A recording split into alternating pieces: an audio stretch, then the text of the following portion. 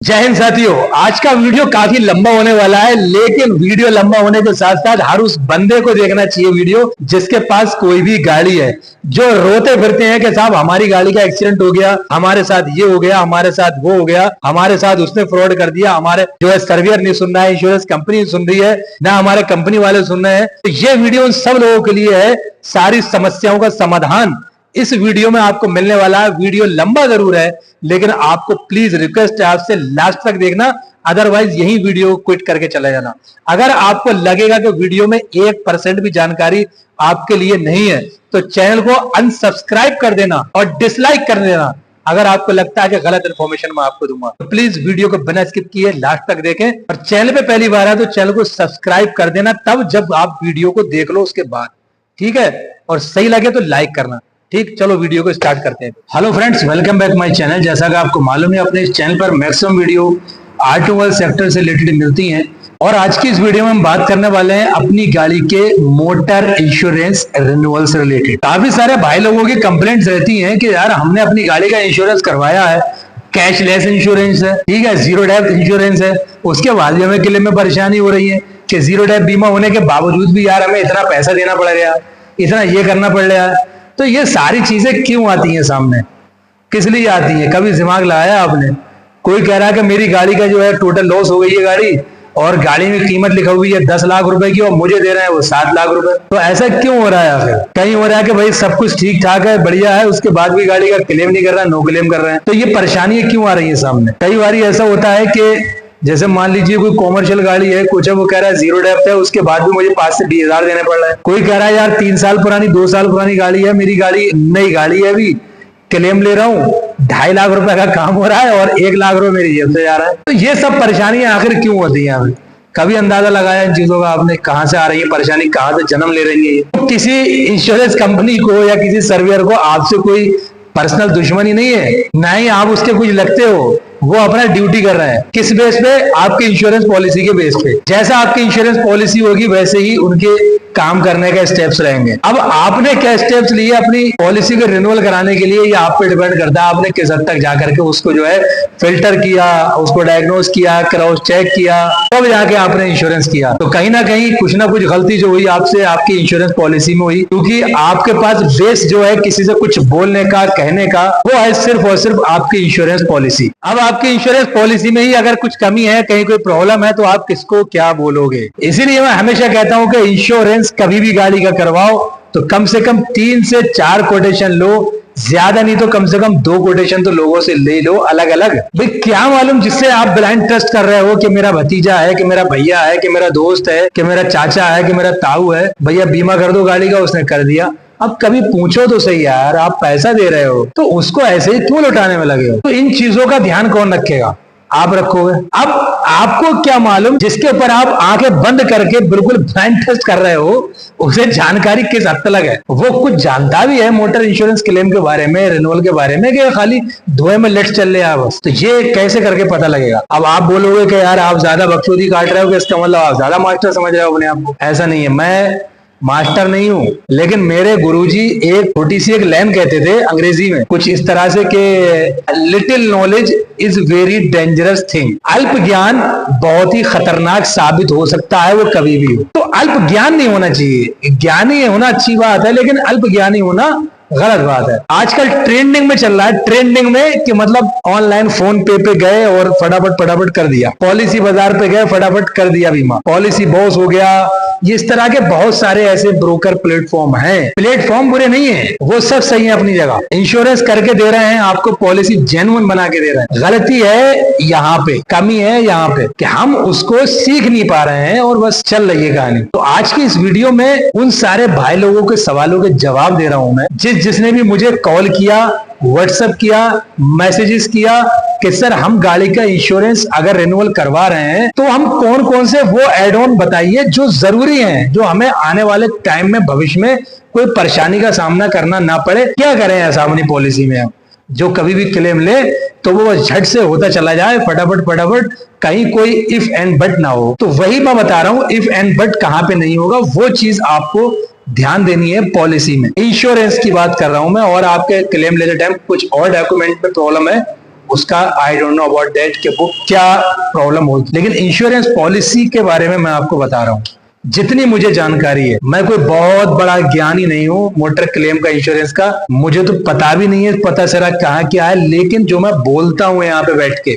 आपके सामने वीडियोस में, वो मैं वो बोलता हूँ जो मैं करता हूँ अपनी वर्कशॉप में, जो मैं प्रैक्टिकली कर रहा हूँ। मुझे इतना समय हो गया, 12 15 17 साल होने को आ गए यही काम करते करते, तो मैं वही चीजें आपसे शेयर कर रहा हूँ कि भाई ये चीज देखा, अच्छा ये ऐसा होता है, वो ये ऐसा है, अरे भाई ये ऐसा नहीं तो ऐसा हो गया यार। तो कभी भी हम अपनी गाड़ी का जब इंश्योरेंस रिन्यूअल करते हैं, हम खुद करें या कोई हमसे कोई ब्रोकर या कोई एजेंट या कोई भी बंदा अगर करता है जिससे हम करवाते हैं, तो उसमें कुछ स्टेप्स होते हैं स्टार्टिंग में। वो जो भी कोई सा भी ऐसा सॉफ्टवेयर हो, कोई भी प्लेटफॉर्म हो, उसका सिस्टम एक ही है, तरीका एक ही है, स्टेप्स ए सेम है उसमें।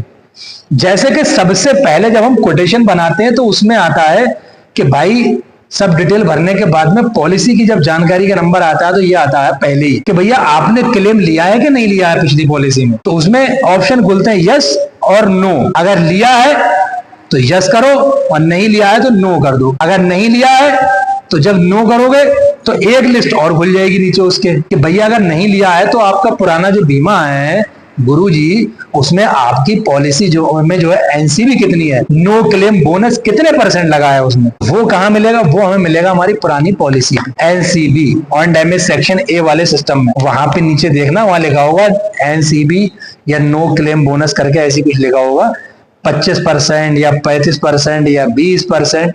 वहां पे लंबी लिस्ट होगी, वहां पे उसे क्लिक कर दोगे साहब ये हो। क्लेम अगर ले लिया है और यस कर दिया है तो ये देखने को नहीं मिलेगा एनसीबी वाला। अब हमने यहाँ पे अपनी एनसीबी क्लियर कर दिया। उसके बाद वो पूछता है कि भाई आपकी गाड़ी का जो पुराना बीमा है वो किस कंपनी का है, वो भी भर दो उसमें साहब। अब उसके बाद पूछेगा कि आपको बीमा थर्ड पार्टी करवाना है या कंप्रहेंसिव कराना है। तो टाइप ऑफ इंश्योरेंस जैसा कि मैंने बताया दो ही होते हैं। किसी भी सिस्टम में डालोगे तो यही लिख के आएगा कि what do you want policy, आप कौन सी पॉलिसी लेना चाहते हैं। दो ऑप्शन होंगे, एक टीपी लायबिलिटी, दूसरा होगा कंप्रहेंसिव। अब जो है आपको वहां पे देखना है, थर्ड पार्टी करना है थर्ड पार्टी भी क्लिक कर दो, और जिसे आप बोलते हो फर्स्ट पार्टी हम लोग बोलते हैं यानी कंप्रहेंसिव, वहां पे क्लिक कर दो। अब जब कॉम्प्रहेंसिव इंश्योरेंस पे क्लिक कर दिया हमने तो भैया वो फाइनल हो गया, लीड हमारी जनरेट हो जाती है।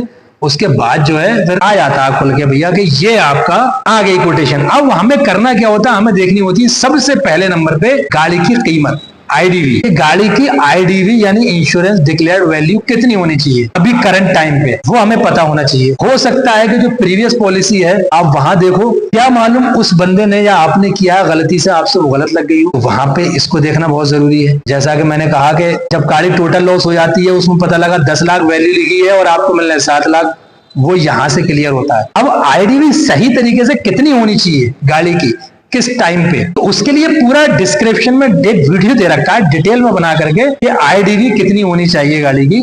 उसको आप देख लो, 2-4 मिनट का वीडियो है, समझ में आ जाएगा झट से आपको। अच्छा, थर्ड पार्टी कंप्रहेंसिव पे भी एक वीडियो बना दिया है डिटेल और बढ़िया, वो भी डिस्क्रिप्शन में मिल जाएगा, वहां भी देख लेना। अब आगे बढ़ते हैं। आईडीवी हमने रख दी सही से अपनी के साथ, 5 लाख या 2 लाख या 10 लाख या 20 लाख, जैसी भी गाड़ी की आ रही है उस हिसाब से हमने रख दिया। अब आता है नंबर एड ऑन का कि हम जो बीमा ले रहे हैं उसमें हमें और एक्स्ट्रा सहायता मिले, तो वो चीजें हमें कौन कौन सी सुविधा चाहिए अब बीमे के साथ में अपने, वो हो गया हमारा एड ऑन। तो हमें सुविधा चाहिए सबसे पहली जीरो डेप वाली। जीरो डेप के लिए पूरा एक डिटेल में वीडियो बना दिया है, डिस्क्रिप्शन में देख लेना भाई, फुल वीडियो बना पड़ा। अच्छा, दूसरी सुविधा हमें चाहिए इंजन प्रोटेक्शन कवर, उस पर भी पूरा डिटेल में वीडियो है, वो भी डिस्क्रिप्शन में देख लो जाके, 2-3 मिनट के वीडियो है। तीसरा हमें चाहिए कंज्यूमर कवर। कंज्यूमर कवर क्या होता है वो भी डिस्क्रिप्शन में वीडियो है, वहां देखो जाकर के। अच्छा, अगला चौथा जो है और जिसे काफी इंपॉर्टेंट मानता हूं मैं, वो होता है return to invoice cover, RTI। मेन बता रहा हूं मैं आपको, जो मेरे अकॉर्डिंग उन सब भाइयों को जिन्होंने मुझसे सवाल किए पूछा, ये भी मैंने पूरा वीडियो बना के रखा है। बहुत ही बेहतरीन इंश्योरेंस का कवर है, ये